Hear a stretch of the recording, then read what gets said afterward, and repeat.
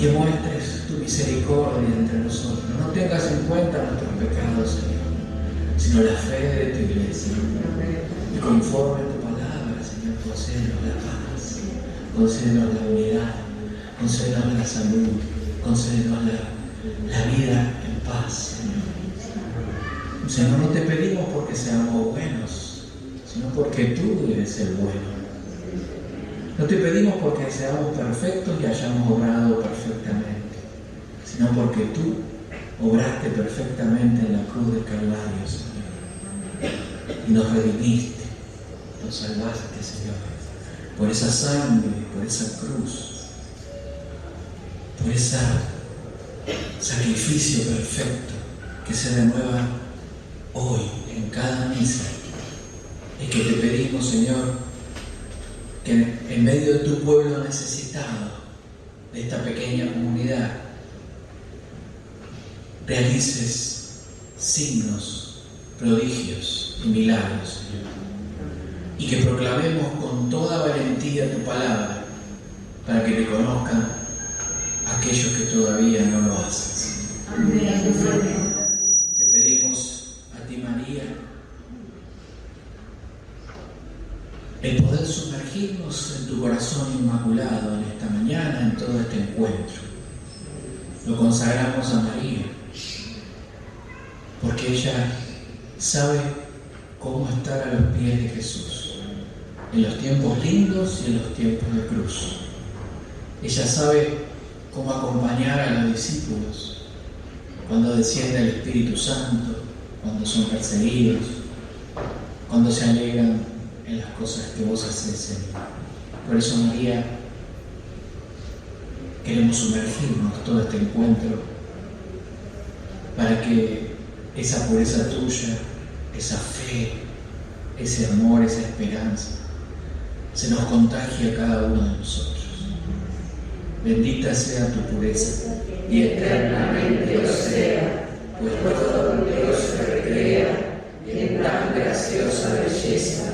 Aquí celestial princesa, Virgen Sagrada María, yo te ruego en este día, alma, vida y corazón, mírame con compasión, no me dejes, madre mía, vivir y morir sin tu bendición.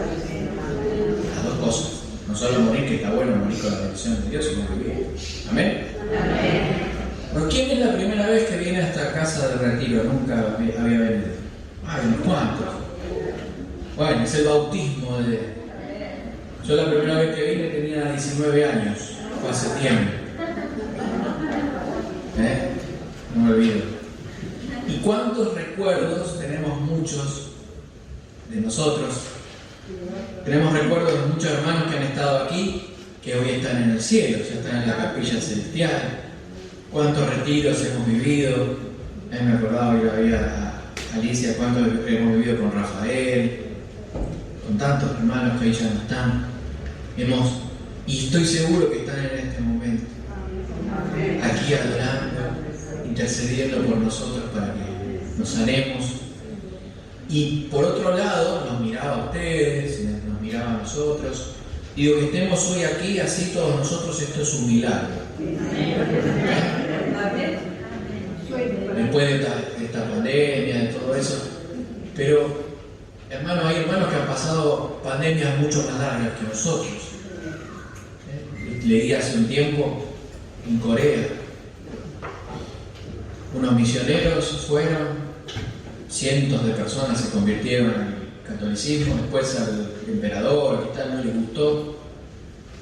Y como siempre sucede, mandó matar, perseguir, expulsar, y no quedó ni un solo sacerdote en la isla de Corea, en el país de Corea, por cientos de años. No me acuerdo ahora si eran 100 o 300, pero era un número así. Uno diría, la fe desapareció. Cuando otro emperador, o no sé, que cambió el gobierno, dejó venir a los misioneros, se encontraron que debajo de las piedras, que de las casas, seguían saliendo católicos que se habían casado, aunque no hubiera sacerdote, que habían bautizado a sus hijos, que enseñaban a escondidas la fe. y que aunque tenían algunas deficiencias, la fe estaba ahí. Qué hermoso, ¿no? Saber que no son las fuerzas, como dice la palabra, sino es el Espíritu del Señor. Y no es porque nosotros seamos fuertes, no hay acá entre nosotros demasiados maratonistas, creo que no hay ningún millonario, si hay alguno avise, puede ser una buena donación. Creo que no hay ningún teólogo, no hay muchos sabios entre nosotros, dice Pablo, no hay muchos entendidos. Pero sí, el Señor nos mostraba durante toda esta pandemia, uno escucha las historias, lo que ha pasado cada uno, y uno puede decir, estoy caminando entre hermanos santos, que han sabido, como dice San Pablo, he combatido el buen combate, he conservado la fe. Porque ese es el combate nuestro contra los seres espirituales no es a los espadazos, no es que le tiremos agua bendita y ellos huyan. El combate es si sigo creyendo en lo que un día me predicaron y cambió mi vida o dejo de creer. Eso decía Pablo. No vaya a ser que yo, habiéndolos iniciado la carrera, ahora abandone. He combatido el combate y ya estaba, dice, estoy a punto de ser derramado como una libación, estaba a punto de morir mártir. He conservado la fe, he combatido el buen combate. Y qué bueno que en ese combate se llevó un montón de victorias, de soldados, de personas, de almas para Cristo. Y hasta el día de hoy en todas esas iglesias de Asia, en Grecia, sigue existiendo el cristianismo. Gracias a esa primera palabra que fue predicada y que se seguirá predicando. ¿Amén? Amén. Yo vivo preguntando a las personas a ver si en estos últimos 2 años o 3 han vivido tiempos de prueba. Y me suele contestar un 85% que sí. El otro 15% creo, pero no se dio cuenta o miente. Capaz que no se dio cuenta. Tal vez tan santo que no se dio cuenta de la prueba que estaba pasando.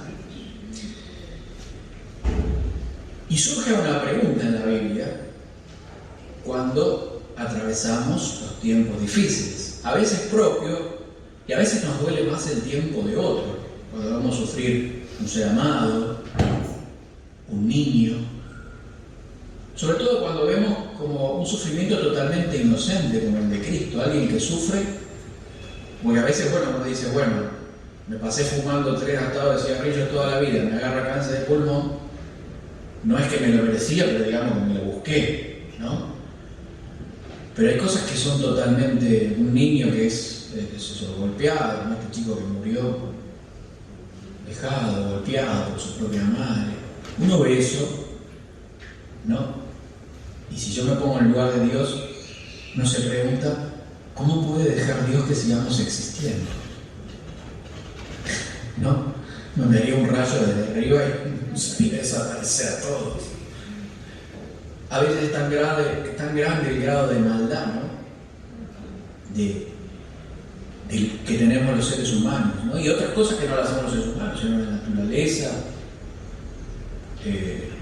A veces ni nos enteramos quién lo hace, quién maneja los hilos de lo que sucede políticamente, de las deudas, de los destrozos de países, de los saqueos que se hacen, y de las guerras que se arman para saquear países, y ahora no se llaman guerras, se llaman otras cosas, pero esa maldad del ser humano por codicia, por poder, por tener un lugar, y después por no caer, porque cuando estás ahí entonces tenés que mandar a matar a aquel, tenés que mandar a hacer el otro para no ir preso, para no... Todas esas cosas que suceden en el mundo que ustedes las ven en el noticiero y no necesitan que yo se las diga. Y las lejanas y a veces las cercanas. Yo no sé si alguna vez ustedes se preguntaron o tienen algún familiar o alguien les preguntó esa duda, ¿no? ¿Dónde está Dios? Y es la pregunta que muchos se pueden haber hecho cuando el Hijo de Dios venía a salvarnos venía a instaurar el reino de Dios en la tierra y estaba siendo escupido, golpeado, flagelado. Cuando fue perseguido desde niño, cuando muchos niños murieron inocentemente en esa matanza de los inocentes por querer matar al Hijo de Dios, se mataba a todos los niños de 2 años o 3 años, no me acuerdo, en tal sitio, en Judea, en toda esa zona, por el miedo de un gobernante a no perder el poder, ¿no? Que fuera un heredero que le quitara el poder, el trono a él. No le importaba si era de Dios o no era de Dios, le importaba mantener su poder. Qué tremendo, ¿no? El ser humano, y qué tremendo lo que sucede en nuestro corazón. Dice el profeta Habacuc,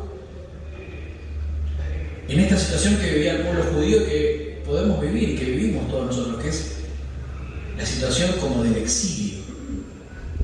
El exilio para el judío era lo peor, porque el que había muerto, pero el que era exiliado iba a ser esclavo, no tenía más templo, era como que estaba repudiado por Dios.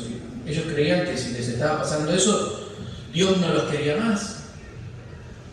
O sea, se sentían espiritualmente abandonados, materialmente sin nada, despojados, físicamente maltratados.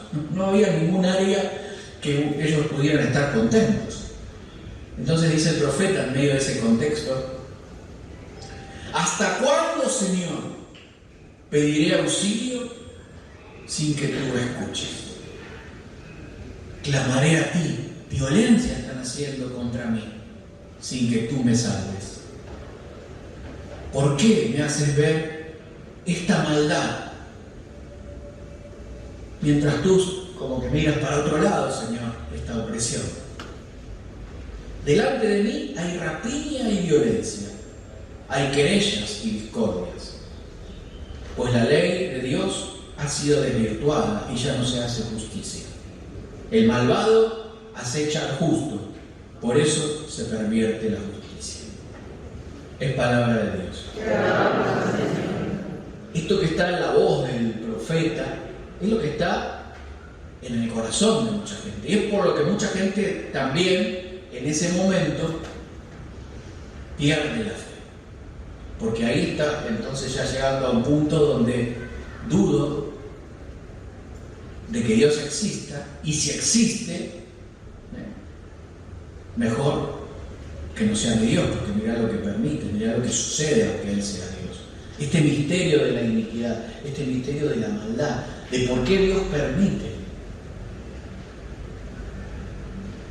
¿Por qué Dios es tan como si pudiera ser? Estoy como a punto de decir una herejía, no es así, pero como si Dios se arrodillara y venerara de algún modo y respetara como algo sagrado nuestra libertad.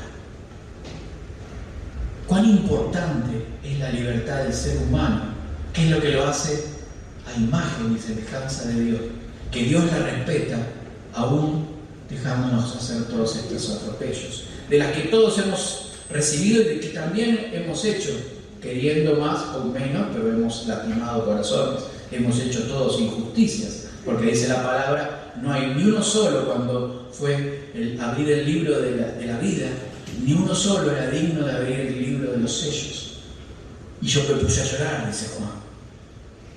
Y el ángel me dijo, no llores, porque hay uno que es digno de abrir el libro, el Cordero de Dios, que quita el pecado del mundo. ¿Amén? Amén. Toda esta historia es muy linda, pero hay que vivirla. Y se vive solamente porque a vos te pueden explicar, a los guerreros les explicarían y entrenarían, tenés que levantar la espada, tenés que hacer así, tenés que tener el escudo, entrenar los músculos, pero el día que vas a la batalla es el día que vas a la batalla. El día que te toca pasar por la enfermedad es el día que toca. El día que vos te toca pasar por una separación, por algo triste, por un maltrato, por un abuso, ese es el día. Y por más que tengas toda la teoría, ese día se juega la batalla. ¿Amén? Amén. Todo lo demás es entrenamiento. Aquí venimos, nos entrenamos, oramos, aprendemos la palabra, pero después todos salimos a la batalla y nos encontramos en situaciones. Nos hemos encontrado, ¿no? Entonces lo que la Biblia nos deja claro, cuando uno la lee completa y toda y lee a la luz de lo que enseña la Iglesia y de lo que han dicho los padres de la Iglesia, todas las enseñanzas que hemos recibido durante más de 2000 años, queda claro que las aflicciones no son queridas por Dios. No está en el corazón de Dios que sus hijos sufran, sino que son una consecuencia de las elecciones nuestras, del pecado, ¿no? Pecado propio y el ajeno, ¿no? Y eso a veces no lo vemos. Entonces separamos a Dios en justo y en misericordioso según la conveniencia nuestra. Cuando nosotros hemos pecado, que el Señor sea misericordioso. Cuando el otro mejoró la vida, Señor, hazme justicia, que le cargan un rayo en la cabeza y lo pagan al medio. ¿O no? Ya que hemos ido aprendiendo que esto no debe ser así. Porque el Señor dice que solo alcanzarán misericordia los que la practican. Nadie puede pedirle misericordia a Dios si está todo el día pidiendo justicia. Dios te va a hacer justicia, pero después le va a hacer justicia a los demás con tu vida. Ahí está el problema. Si vos querés que Dios primero haga justicia y después misericordia, o querés que primero haga misericordia y después justicia. Y son dos cosas que no se pueden separar, porque Dios no puede dejar de ser justo. Por eso se resuelve en la cruz, donde Dios perfectamente aplica la misericordia y la justicia, porque aplica la justicia sobre sí mismo. Él recibe el castigo por todos los pecados y aplica la misericordia perdonando a todos los que le hicieron eso y a todos los que van a pecar todos los siglos hasta el fin de los tiempos y desde el principio de los tiempos. Y no hay ninguna maldad, ningún pecado, ninguna situación que no pueda ser redimida por la cruz de Cristo. Amén. Por eso cuando creemos en Cristo, es que somos salvados cuando creemos en esta realidad. ¿Por qué? Porque Él toma y carga en sí nuestros pecados y nos devuelve su santidad y su pureza. Amén. Amén. Y esto es un proceso que comienza con el arrepentimiento, con la conversión, que llega a su culmen con el bautismo y que deberemos renovar constantemente en nuestras vidas. Es una realidad espiritual que se renueva en cada misa y que se renueva en cada oración que hacemos, en cada encuentro y cada vez que nosotros nos despertamos y vivimos el día, se vive este proceso que es el proceso de la Pascua. Viene la muerte, la destrucción, lo malo, el pecado, lo que nos sirve, lo oscuro. Uno tiene la oportunidad o de enojarse y encerrarse en sí mismo o de abrirse en la fe a Dios, en el amor y la esperanza. Y ahí dice el Salmo, tú tienes dos caminos: el camino de la oscuridad, el camino de la paz, de la gloria, el camino de Dios. No hay manera de escaparse, o elegís una cosa o elegís la otra. Dice Jesús, no hay un tercer camino. Yo soy el camino. Nadie va al Padre si no es por mí. No se puede ir por otro lado. Por más que hoy seamos muy buenos y respetemos a las demás religiones, yo las respeto a todas, pero no podemos poner en plano de igualdad, porque solo Jesucristo realizó lo único que se podía realizar para que seamos salvados. No existe otra manera de salvarse. No hay. No es portándose bien, porque igual aunque te quieras portar bien sin la gracia de Dios, el que dice que hace todo perfecto sin la gracia de Dios, miente. Y no es por rituales, o por hacer ejercicios, o por determinadas cosas, sino que tiene que ver con la fe. Así lo decidió Dios, así lo hace Dios. Y si nosotros entonces comprendemos esto y vivimos ese proceso cada día, iremos, como dice Pablo, de prueba en prueba, como cantamos, de prueba en prueba, victoria tras victoria. No dice que siempre vamos, pare de sufrir, que la vida va a estar todo bárbaro. No dice eso la Biblia. La Biblia dice que vamos a ser probados, pero el Señor nunca nos va a dejar solos. Amén. Amén. El tema está en que a veces experimentamos en medio de esas cosas como que estamos solos. ¿Qué pasó a Jesús? ¿Se acuerdan de Getsemaní? ¿Se acuerdan de lo que dijo Jesús en la cruz? En arameo. Lemach, lebak sabactani. Dios mío, ¿por qué me has abandonado? Su alma se arrepintió. Él sabía que no, pero estaba rezando ese salmo que comienza diciendo eso. Pero ese salmo después dice, pero tú no abandonas a tu fiel, y termina alabando a Dios porque le va a dar la victoria. ¿Amén? Pasa que hay que leer todos los textos para irlos entendiendo. Mi esposa me dice que leer a San Pablo es muy difícil, las cartas de San Pablo. Yo digo, para mí son fáciles. Yo al que no entiendo cuando habla muchas veces y sigo sin entenderlo hoy es a Jesús. Porque dice algunas cosas que yo me quedo dando vueltas como la marioneta, esas frases que te dejan pensando, ¿no? Y entonces, ¿qué sentido entonces tiene en el plan de Dios de salvación el sufrimiento personal que vivimos y el sufrimiento que vive la gente del mundo? ¿Qué sentido tiene? Dice Sofonías, el profeta, hablando de lo que sucede cuando el pueblo peca. Y entonces viene lo que llamaba el Antiguo Testamento el castigo de Dios. Hoy sabemos que no es un castigo de Dios, sino que nosotros mismos, si uno va a 200 km por hora en una moto, y lo más probable es que se la ponga contra la pared. Y quizás muera, quizás si anda sin casco y todo, lo más probable es que termines internado, con todos los huesos rotos, ¿no? Y uno se lo busca. Eso es el pecado. Dice Sofonías, capítulo 1, verso 4.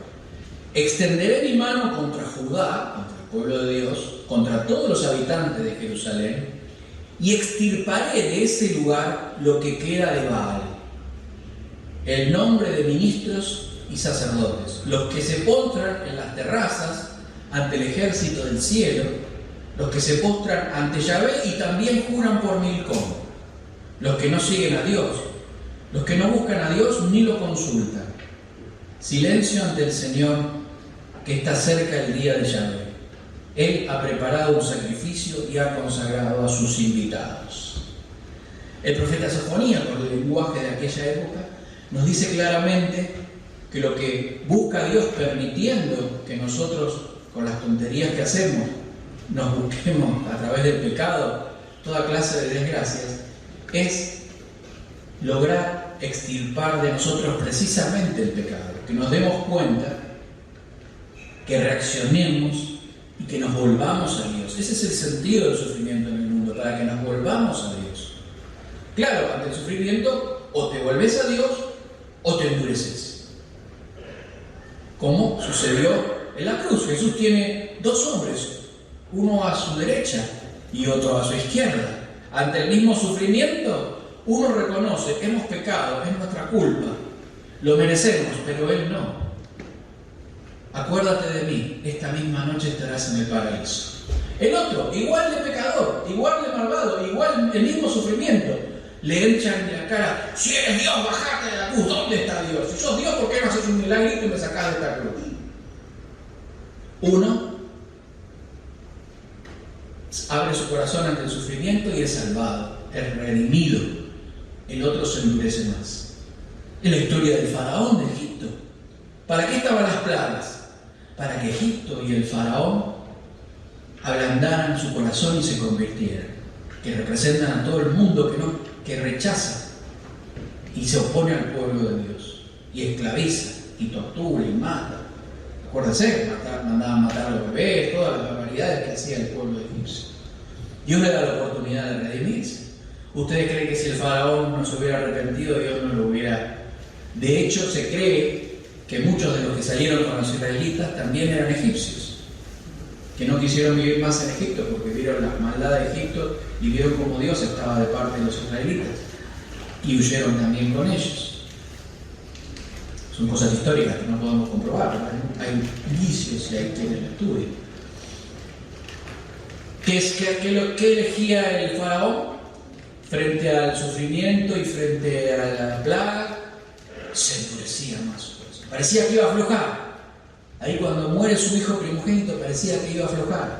¿Y después qué hace? Se vuelve a endurecer el corazón. ¿No? Esa es la historia de Dios por la humanidad, que nos da la oportunidad hasta el último día, hasta el día del juicio final, de que frente a las situaciones difíciles, tristes, nuestro corazón, en vez de endurecerse, se ablande, se convierta, se santifique. ¿Amén? Amén. Por eso dice, extirparé de este lugar lo que queda de Baal. Baal, ustedes saben que era un ídolo. Es más, hasta hay los exorcistas, hay un demonio que se llama Baal. De ahí viene la palabra Belzebú, Baal Zebú, el dios de las moscas. No sé qué andaría que no se bañaba, no sé qué. Sacrificaban a estos ídolos y sacrificaban también personas a Baal. No era cualquier muñequito de madera que ponían ahí nada más. Fíjese lo que habla de andar con cosas demoníacas. Dice, voy a extirpar eso, lo voy a extirpar para que el pueblo viva y no siga muriendo. ¿De qué le sirve al pueblo seguir todo bárbaro, cantando, bailando y todo bárbaro si van todos derecho al infierno? El Señor entonces permite para que se den cuenta, recapaciten y no tengan una eternidad de oscuridad. Dice, los que se postran en las terrazas ante el ejército del cielo, los que tienen creencias contra lo que Dios decía, que no se puede creer que el destino nuestro está guiado por las estrellas. Imagínense, ¿no? Yo sé que no pasa acá, jamás ha pasado. Imagínense un católico leyendo el horóscopo y creyendo que por la orientación, o el día que nació, o la hora, no, si vos decís que ahora naciste, que yo te digo, ¿no? Yo tenía una persona con la que trabajaba que le cantaba todo eso, entonces me decía, y vos, pero vos no crees, mirá, puede ser que sea verdad que las estrellas tengan influencias para nosotros, pero yo conozco al que hizo las estrellas, y si hay alguna estrella que me está afectando mal, él tiene poder de correrla, de patearla y hacer que no me afecte a mí. Está por encima. La verdad que no me voy a poner a discutir si es verdad o no, eso no me interesa. Pero la Biblia dice que la confianza nuestra no está en todas esas cosas, sino en el Creador de todas las cosas. Amén. No adoramos a todo lo que sea postrarse ante la naturaleza, que es hermosa la naturaleza. Hoy hay una nueva idolatría de la naturaleza, escondida de muchas cosas. Pero la naturaleza es una hermosa creación de Dios, pero por encima de la naturaleza está Dios. Amén. Amén. Mire lo que dice también. Los que se postran ante Yahvé y también juran por Milcom, que era otro ídolo, otro Dios. Es decir, aquellos que no son ni chicha ni limonada, que tienen un pie adentro y un pie afuera, como estaba Eutico. ¿Lo conocen, Eutico? Eutico es un muchacho, un personaje que está en los Hechos de los Apóstoles, no recuerdo qué capítulo, que estaba San Pablo. San Pablo no era tan gentil como voy a hacer yo, que voy a predicarles una hora nada más. Dice que San Pablo se extendió hasta la medianoche, no dice cuándo habían empezado. Llevaban 4 horas de prédica más o menos, y de cantos. Y había uno que hacía calor, se ve, y estaba, o no había lugar, o estaría la pandemia, no sé, y estaba sentado en la ventana. Y claro, y San Pablo también era más aburrido que yo para predicar encima. Y este entró, y del tercer piso se cayó de la ventana y se mató. Y muchos estudiosos dicen que representa Eutico a aquel que tiene un pie con Dios y un pie afuera, porque estaba en la ventana, porque con un oído escuchaba lo que decía Pablo, la palabra de Dios, y con el otro ojo miraba lo que pasaba en el barrio para no perderse de nada. Representando lo que es, como dice acá, juran por Dios y después por Milcom. Van a la misa carismática para que Dios los sane, pero después por las dudas van a hacerse una macumbita por ahí para ver si la Mae o Doshun les hace algún favor, o lo que les guste, o consultan a una divina. No, pero mira, tiene la estatua de Dios. Me cobró 2.000 pesos nada más. Vení, pero vení acá que yo te lo gratis. ¿Para qué vas a estar pagando 2.000 pesos? ¿No? ¿Y cuántas cosas? Me acuerdo, hace muchos años, alguien dice, no, pero yo hago yoga cristiano. No, le digo, eso no existe. ¿Cómo que no? Si una servidora de la Santísima Trinidad le da el curso.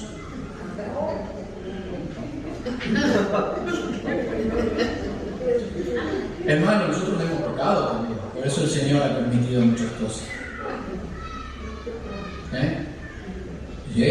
También hubo hermanas que eran videntes y cobraban. Llevaban a los hermanos a la casa y le cobraban por decirle. Esto es lo que dice acá. Juran por Dios y también por la mezcla. Esa mezcla que es como aquel que, ¿no? Me enteraba el otro día de un hombre que se enteró, no sé, a los 3, 4 años, a los 7 años la nena se enteró que el papá tenía otro hijo con otra familia y ya tenía 3 años. Tenían 2 familias al mismo tiempo. ¿Será lindo que una esposa, o si fuera el caso? Lo que pasa es que al revés es más difícil, ¿no? De sostener dos mujeres que estén cuidando hijos más fácil que el padre, que la mujer que tuviera 2 maridos, ¿no? Es complicado. Por la forma de vida que tenemos. ¿Les parece que a una mujer le gusta descubrir cómo queda su corazón cuando descubre eso? O un hijo descubre a determinada edad que su papá tiene otra familia, con otros. Lo que es el adulterio. Y Dios muchas veces habla de esto comparando al adulterio, ¿no? Sí, por un lado busca a Dios, pero por el otro lado, por las dudas, otro montón de cosas. Esas son cosas que traen destrucción a la vida de la gente. La gente cree que no, que se puede hacer lo que se quiere. Yo he visto personas poseídas y después confirmado por el exorcista que también le hizo el exorcismo, porque si no hubiera habido una posesión no le hubiera hecho el exorcismo, que por estar consultando los ángeles de color, empezaron con los ángeles de color, empezaron con esto, con lo otro, terminaron con posesión. Y hay gente que no es que tiene posesión, pero después pasan un montón de cosas en la vida y le echan la culpa a Dios. ¿Por qué Dios? No fuiste vos que abriste las puertas. Muchas veces sucede eso. No digo que siempre, pero muchas veces. ¿No? Y el Señor entonces permite después para nuestro arrepentimiento, para la conversión.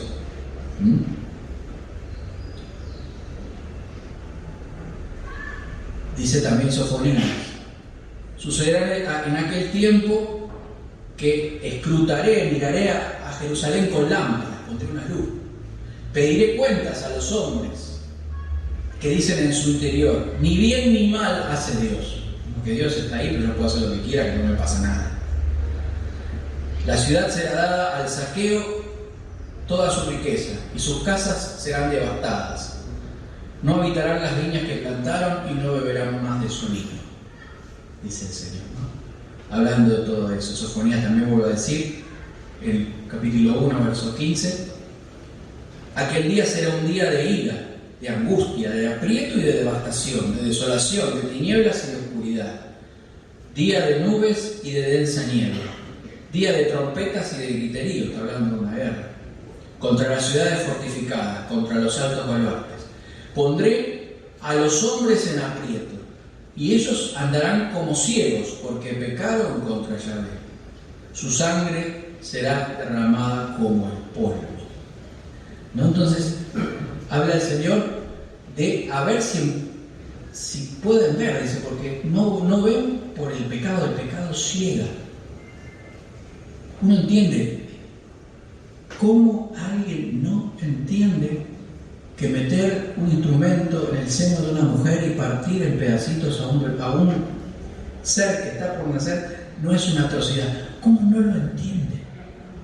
Y hay gente que no lo entiende, no lo puede ver, porque ya está en su nivel de pecado que le parece normal.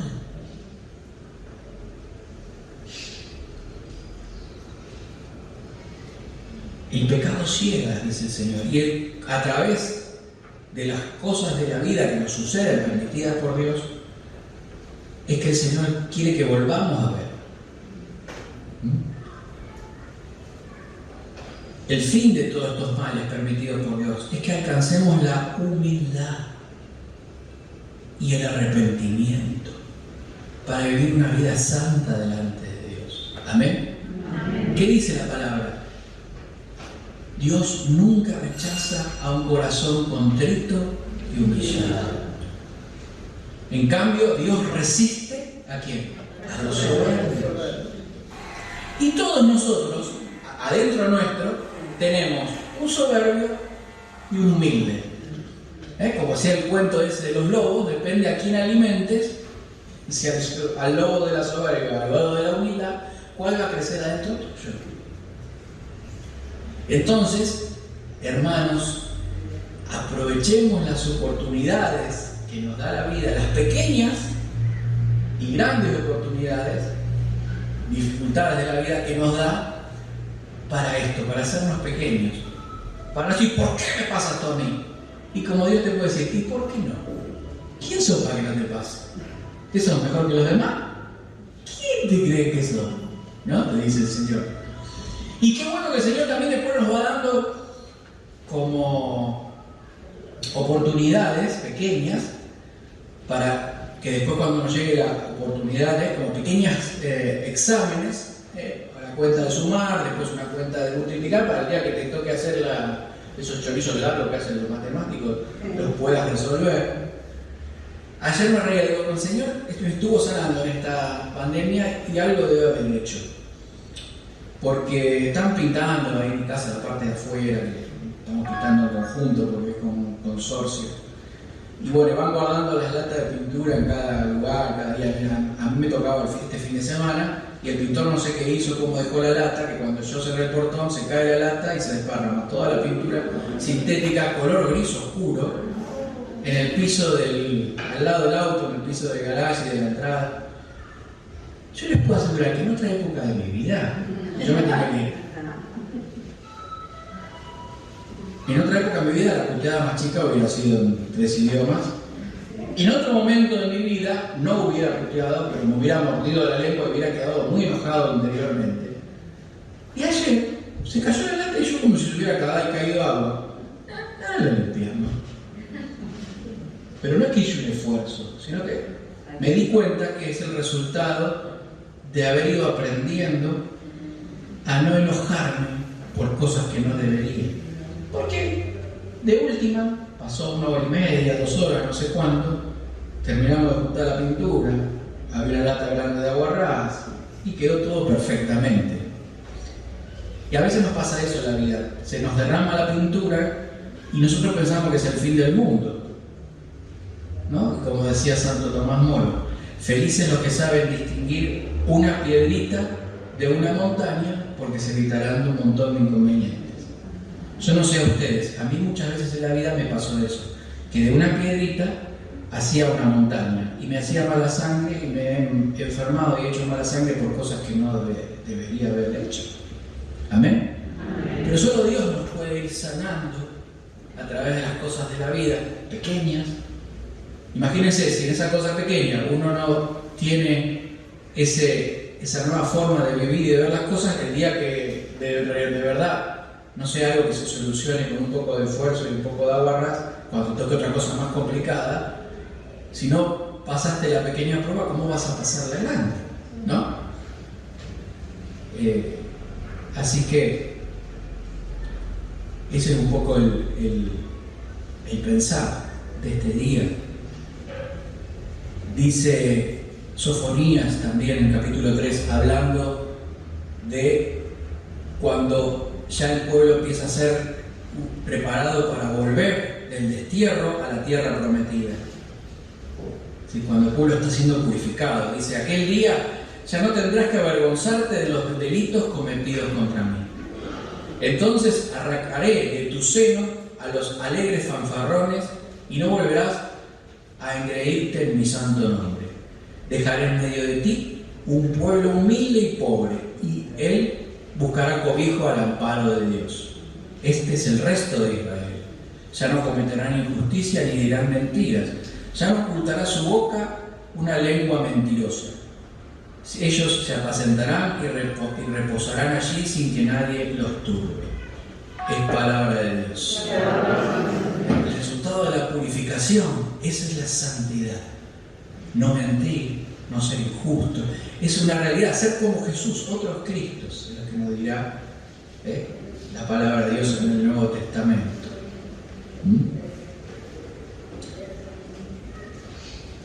Dice el profeta Amós, en capítulo 8, versículo 11. Vienen días, oráculo del Señor, en que yo mandaré hambre a la tierra, pero no un hambre de pan, ni sed de agua, sino de oír la palabra de Dios. Entonces vagarán de mar a mar, andarán errantes de norte a levante, en búsqueda de la palabra de Dios, pero no la encontrarán. Es palabra de Dios. Hermanos, yo no sé cuándo fue que Amós profetizó, pero yo creo que estamos en esos días. El hambre de la palabra, y la gente no sabe que tiene hambre. Entonces busca, cuando uno tiene hambre, si abre la heladera y tiene algo bueno y rico para comer, gloria a Dios, ¿verdad? Ahora, si abre la heladera y lo único que hay adentro es agua, la persona saldrá a buscar, y si no encuentra en ningún lado, pasará como uno ve, que abre un tacho de basura y comen comida que uno no comería si tiene la comida, ¿verdad? Pero cuando uno tiene hambre, come cualquier cosa. Todos sabemos los relatos que nos han contado en el colegio, de la Fundación de Buenos Aires, que se comían las ratas. ¿Quién va a comer ratas? Pero cuando estás muerto de hambre, un buen guiso de rata, ¿sabe? Qué rico que sabe. Y total ya está hervida, pelada, por más que se han dado por donde se han dado. Es un animalito de Dios también, pobrecita. ¿Por qué no nos da cosa matar un pollito y comerlo y si una ratita? Por los lugares donde andan, ¿verdad? O que uno imagina, porque bueno, tampoco cuando se fundó Buenos Aires, tampoco había cloacas, nada, las ratitas andarían por el campo, tranquilos, postando, digo yo. No serían tan sucias como las ratas de ciudad, ¿verdad? Generalmente de los chinos también. Claro, son costumbres, pero me refiero que cuando uno tiene hambre, come cualquier cosa. Si las personas no reciben la palabra de Dios, va a buscar espiritualmente cualquier comida. No importa si está podrida, no importa si le hace mal, no importa si está pasada. Cuando uno tiene hambre, come lo que encuentra. Entonces, queridos hermanos, los responsables de que la gente ande comiendo cualquier cosa es la iglesia de Cristo, ¿no? Entonces, aún mismo hay hambre de la palabra de Dios adentro del pueblo de Dios. Porque muchas veces, tristemente, no se predica la palabra de Dios, ni siquiera en las misas, los días de semana. El domingo, como le pusieron obligación canónica, le tienen que predicar, aunque no quieran, también lo tienen que decir. Si no, le viene una denuncia al obispo y marche preso el sacerdote. Ciertamente que hay muchísimos sacerdotes que lo preparan muy bien, que lo hacen muy bien, y gloria a Dios, pero hay otros muchísimos que no. O que no dicen nada, y algunos, bueno, mejor sería que no dijeran nada. Claro, porque no es cuestión de predicar cualquier cosa, sino de predicar lo que dice la palabra de Dios, interpretada rectamente a la luz de 2000 años de enseñanza del magisterio de la iglesia y de los padres de la iglesia. ¿Por qué? Porque desde que la iglesia es iglesia también existió gente rebelde, y como dice San Pedro, dice, hay algunos que interpretan torcidamente las palabras de Pablo en las cartas. Y San Pedro era del club de mi esposa, dice, porque en las cartas de Pablo hay cosas difíciles de entender. Ciertamente tiene algunas cosas difíciles de entender, pero precisamente compartir el Evangelio implica conocer qué es realmente, cuál es esa palabra pura de Dios para compartirla tal cual es, como cuando te dan una receta y dices, esta era la receta de mi abuela. No, pero vamos a cambiar. No, la receta de la abuela era con 3 huevos. No, pero lo vamos a hacer con 2. No, la receta de la abuela dice 3 huevos, 120 gramos de manteca. No, pero le podemos poner otra cosa. No. Entonces ya no es la receta de la abuela, es otra cosa. Hay gente que decide, por ejemplo, hacer el Evangelio light. ¿Por qué? Y porque hay muchos pecados que impresionan a la gente. ¿Cómo le vas a decir que el adulterio es pecado si hoy toda la gente es adúltera? ¿Cómo le vas a decir que las relaciones entre hombres y mujeres sexuales es pecado mortal? No, porque hoy hay mucha gente que lo mantiene y te dice que está bárbaro. Digo, cada uno puede hacer lo que quiera, somos todos libres. Pero la palabra de Dios es muy clara. Es más, estamos en un tiempo hasta donde estas cosas las están diciendo hasta obispos, confundiendo la palabra de Dios. Y hay de ellos que tendrán que dar su comparecencia delante del Señor, porque es muy serio. El Señor nos ha dado algo serio para compartir con nuestros hijos, con nuestros nietos, con nuestra familia, con nuestros vecinos, la palabra de Dios. Y nosotros no podemos ocultarla, porque sería como ocultarle la oportunidad que tienen ellos de salvarse. Una de las grandes cuestiones que estuve pensando este tiempo, que me han invitado a predicar en un par de lugares, estuve hablando de avivamiento y por qué no se mueve la iglesia sino que está quieta. Una de las cosas que creo que, por ejemplo, nuestros queridos hermanos separados hacen muy bien y que en esto tienen razón y que nosotros hemos retrocedido, es darse cuenta de que si alguien no recibe el Evangelio, le dice la carta a los Romanos en el capítulo 10, se salvan los que invoquen el nombre del Señor, se salvarán. ¿Dice eso o no dice eso?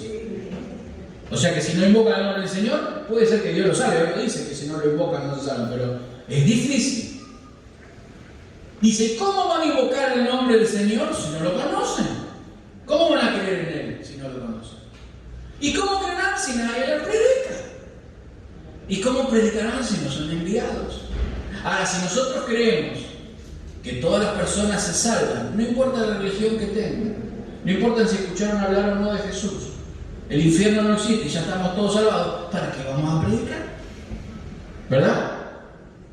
Bueno, eso es lo que se ha enseñado durante un tiempo en muchos lugares en nuestra querida iglesia, equivocadamente, que ya estamos todos salvados. Grandes teólogos le han enseñado a los sacerdotes incluso, así que de Europa, Francia, España, ¿cómo está hoy? Les han enseñado que el demonio no existe. ¿Qué más lindo para un ladrón? Enseñarle a la... No, en este barrio no roba nadie, deja la puerta abierta. ¿Vos dejás la puerta abierta y a la noche sabés lo que te pasa? Te despertás y lo único que quedó fuiste vos y la cama. Imagínense, qué lindo para el diablo decir que la misma iglesia enseñara que no existe. Si no existe el diablo, no existe el pecado. Si no existe el pecado, no existe la condenación. Si no existe la condenación, ¿para qué cuernos murió Cristo en la cruz? ¿Para qué existe el cristianismo? Está todo unido. Si uno saca una de las piezas de este rompecabezas, que es la historia de la salvación, todo lo demás cae. Entonces, ha habido una herejía dentro de la iglesia que se llama modernista, que metió todas estas cosas dentro de la iglesia.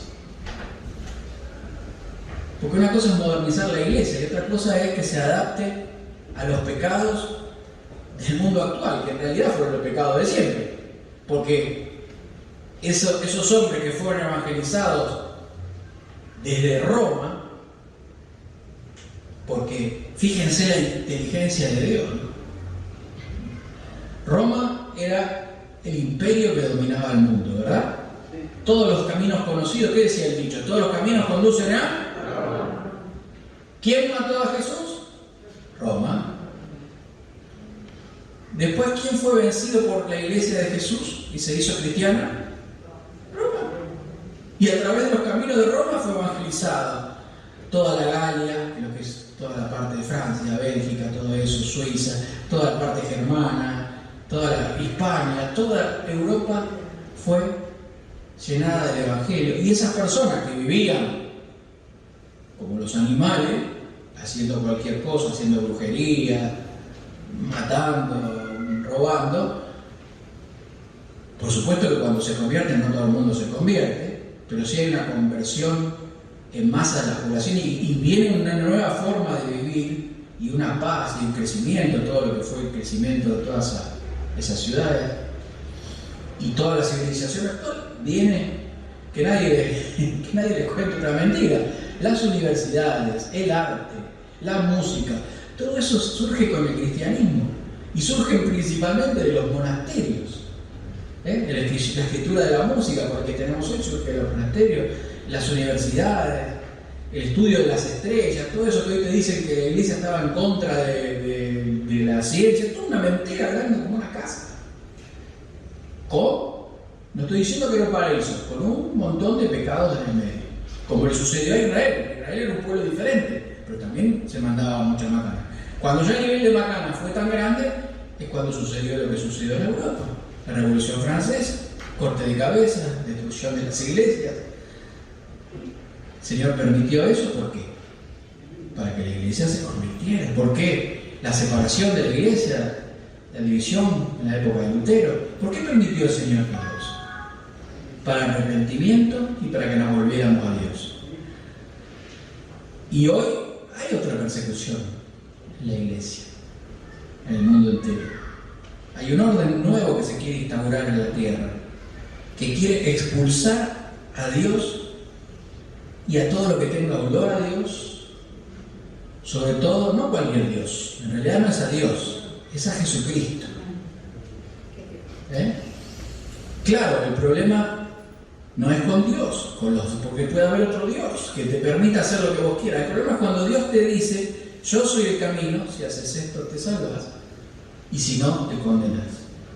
Y aquel que es rebelde y quiere hacer lo que se le da la gana, es como ese hijo adolescente que dice, yo no voy a hacer lo que mi mamá me dice, me voy de casa, voy a hacer lo que a mí se me dé la gana. Y si quiero drogarme, me drogo, y si quiero emborracharme, me emborracho, y si no quiero trabajar, no trabajo, y si quiero traerme 5 amigas a dormir a mi casa, me traigo 5 amigas y hago una orgía, y mi mamá y papá no me van a decir nada, voy a hacer lo que yo quiero. El problema es lo que va a surgir en la vida de esa persona después de que haga lo que quiere. Porque el padre y la madre no le decían que no haga esas cosas porque eran malos y no tenían ganas de que sea feliz, sino todo lo contrario. ¿Amén?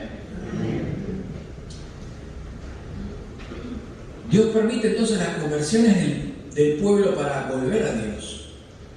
Cuando el pueblo abandona a Dios, pervierte la conducta. Estamos viendo esto es lo que enseña la Biblia. Espiritualmente, en todo tipo de idolatrías, en mezclar la fe que Él nos dejó por otras falsas creencias. Yo soy católico, pero creo en la reencarnación. ¿What? No tiene ningún sentido. Yo respeto a aquel que crea en la reencarnación, pero es totalmente incompatible. Es como decir, no sé, yo soy diabético pero me voy a dedicar a comer azúcar. No se puede. No se puede. Tampoco el que cree en la reencarnación puede creer en la resurrección, porque son cosas distintas. No sé quién le dijo que se podía compatibilizar todo. ¿De dónde sacaron esas ideas? Esos engaños. No, yo vengo a la renovación, pero después voy a dar un curso de espiritismo. Llamamos a los espíritus.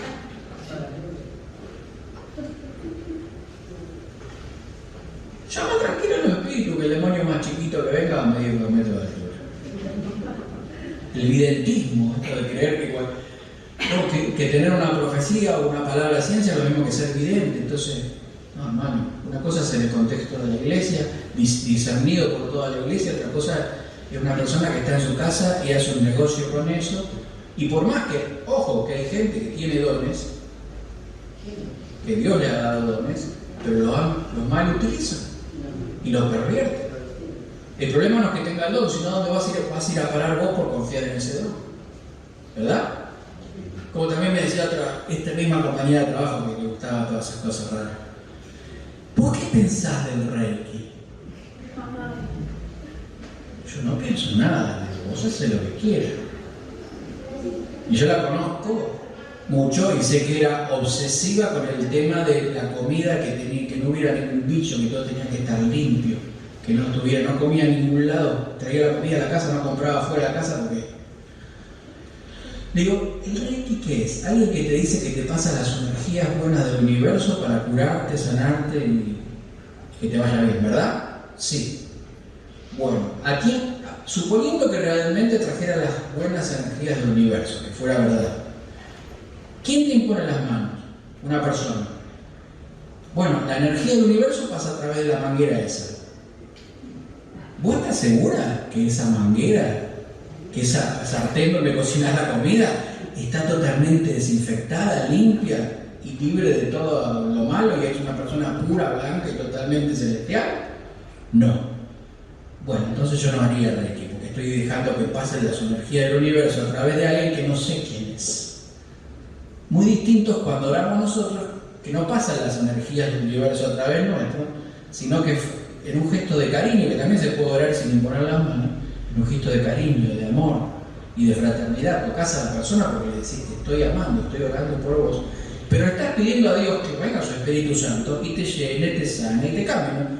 Nos pasa a través mío, pasa directo, va directo. Yo lo único que hago es pedirle a Dios que la bendiga. Amén. Satanás es experto en fabricar cosas falsas parecidas a la verdad, y por eso tiene tanto gancho, porque la gente necesita que venga el Espíritu Santo y lo sane, pero como no lo conoce, como hay hambre de la palabra de Dios, ¿qué hace? Y hace Reiki, porque piensa que con eso encima se lo dice un médico, porque ahora hasta lo meten como si fuera algo de la medicina. ¿Qué tiene que ver el Reiki con la medicina, por ejemplo? Fíjese el mundo que estamos viviendo. Pasamos de un mundo racionalista, donde no se podía creer en Dios porque no se podía demostrar, a un mundo donde no importa la biología, donde vos decidís qué sos. Si sos hombre, si sos mujer. A mí me enseñaron en biología, digo, que cualquier persona que está en el campo levanta un cachorro y dice, macho. ¿Con qué junto la vaca? Con el toro. Hombre, si quieres tener terneritos. No, voy a juntar vaca con vaca, porque esta vaca se siente toro. Por más que la vaca se sienta toro, no van a salir ternero nunca. O juntar dos toros, toro con toro. No sé si se entenderán o no, pero ternero no van a salir nunca. Pero hoy hemos llegado a la estupidez de negar la biología básica. Fíjense la irracionalidad. Y hasta quieren enseñar eso en los colegios. Como que es algo normal. Eso es locura. Ahora yo digo que cada uno sea libre de hacer lo que quiera. Yo, si alguien quiere casarse un hombre con un hombre, que se case. Que vivan felices si es que pueden. Y Dios sabrá lo que hay en su corazón, y yo no lo juzgo, y Dios lo juzgará. Pero no me pueden decir que eso es algo natural. Y que yo lo tengo que aceptar como que un hombre puede hacerse mujer, una mujer puede hacer... Son trans. ¿Trans qué? Uno no puede cambiarse. De la misma manera, si a mí mañana se me ocurriera... cuando lo vemos en otra cosa, Michael Jackson quería ser blanco. Se hizo 800 operaciones para ser blanco. Se autopercibía blanco. Ahora, ¿qué dijeron todos? Michael Jackson está loco. Ahora, si una persona quiere cambiarse de hombre a mujer, de hombre, no. Y encima tenemos que el Estado, nosotros con los impuestos, pagarle para que lo haga. Si tenés un cáncer, pagate vos los remedios. Si querés cambiarte de hombre a mujer, te lo paga el Estado. Fíjense, nos están pervirtiendo y los chicos jóvenes creen que estas cosas, nosotros podemos quizás tener un poco más de discernimiento. Pero nuestra evangelización, hermanos, es ardua. Porque predican todas estas cosas y la meten por todos lados. Porque quieren destruir la sociedad. Y esto, somos responsables en parte nosotros, porque no hemos predicado como iglesia, todos juntos, el Evangelio como lo debimos haber hecho. Dice el profeta Amós, espiritualmente la mezcla de la fe, la rebeldía, las divisiones, materialmente, aquel que se aleja de Dios termina haciendo engaños, estafas, robos, falsas acusaciones, oprimir al que trabaja para él, no pagarle lo que le corresponde, reclamar cosas, porque a veces siempre pone la opresión del lado del empleador, que muchas veces sucede. pero también el trabajador que engaña, que reclama algo, que le paguen algo, que no trabajó y hace un juicio de manera inicua, también está pecando igual que el empleador que no paga lo que corresponde, ¿verdad? Porque es mentira. O sea, el mundo está lleno de estas cosas. Cuando uno se aleja de Dios, esto sucede por todas partes. Corporalmente, todo tipo de excesos cuando uno se aleja de Dios: borracheras, drogas, adulterio, fornicación, orgías, desenfrenos sexuales de todo tipo. Todo se pierde la naturaleza que Dios le dio hermosa a cada una de las cosas. Porque las drogas fueron hechas para curarnos, dice la palabra. Eclesiástico 38. Hermano, tenemos que predicar la palabra. Eclesiástico 38 dice que ahora no van a poder alegar ignorancia. Hijo, en tu enfermedad no seas negligente. ¿Qué dice? No seas negligente. Recurre a Dios. Pídele perdón de tus pecados. Pídele a Dios. Da ofrendas. Hasta ahí vamos bien, todos los carismáticos no tienen problema. Ya con las ofrendas puede ser que algunos empiecen a arrancar. Lo de pedirle a Dios, bárbaro. Lo de confesar el pecado, bien.